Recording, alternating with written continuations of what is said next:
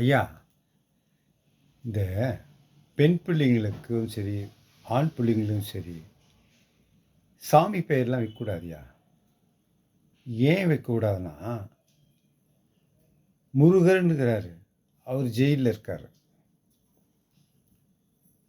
நம்ம ஐயப்பன்றாங்க. அவரும் ஜெயில்ல இருக்கார் கைதியா. இயேசுன்றோம். இயேசும் ஜெயில்ல கைதியா இருக்காரு. அதேமாரி பெண்ணுங்களை எடுத்துக்கினா அபிராமி, அவங்களும் ஜெயிலில்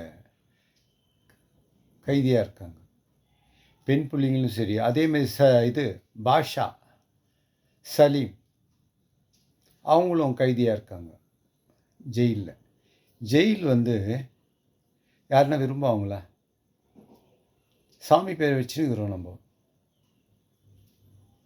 சாமி பேர் வச்சிருக்கனால ஜெயிலில் யாருன்னா விரும்புவாங்களா? ஜெயிலில் சாமி பேர் வைக்கிறதுனால நல்ல நிலையில் தானே இருக்கணும்.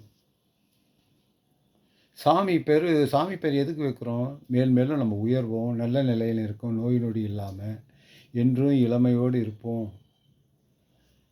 பொருளாதாரத்தில் மேற்கொண்டு இருப்போம், நம்ம பொருளாதாரத்தில் மேற்கொண்டு வளருவோம் அப்படின்றதுக்காக தான் வைக்கிறோம். ஆனால் ஜெயிலில் இருக்காங்கன்னா ஜெயிலை யாருன்னா விரும்புவாங்களா? ஜெயிலை யாரும் விரும்ப மாட்டாங்கல்ல.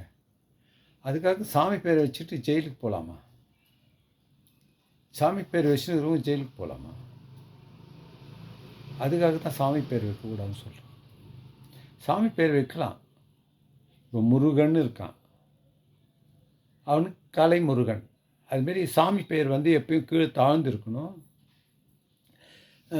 கொஞ்சம் தாழ்ந்து இருக்கணும். கலைக்கு புனைப்பெயர்கள்ன்றாங்கள, அந்த பெயர் உயர்ந்திருக்கணும். அப்படி இருந்தால் தான் ஜான் முழம் ஏறினாலும் சறுக்குன்றாங்களே, இதுதான் பிரச்சனை. சாமி பேர்லாம் எப்பயும் உயர்த்தி இருக்கக்கூடாது, கொஞ்சம் கீழே இருக்கணும். அது வேறு புனைப்பெயர் மேலே இருந்தால் உங்களுக்கு நல்லது. அதுமாரி சாமி பேர் வைக்கக்கூடாதுன்னா என்ன ரீசன்னா, சாமி பேர்லாம் வச்சிங்கன்னா அவங்களுக்கு நீங்கள் பூஜைலாம் பண்ணணும், தேங்காய் உடைக்கணும். அவங்களுக்கு வருஷத்துக்கு ஒரு வாட்டி அவங்களுக்கு தேங்காய்லாம் உடைச்சி இப்போ பூஜைலாம் பண்ணிங்கன்னா அவங்க இன்னும் சிறப்பாக இருப்பாங்க. இதை விட இன்னும் சிறப்பாக இருப்பாங்க. அதை விட்டுட்டு நீங்கள் சாமி பேர் ஏன் புனைப்பேர் வைக்கணும்னு சொன்னால், இப்போ இருக்கிற சாமி பேர்களை விட இதை விட நீங்கள் இன்னும் சிறப்பாக இருப்பீங்க. All the best.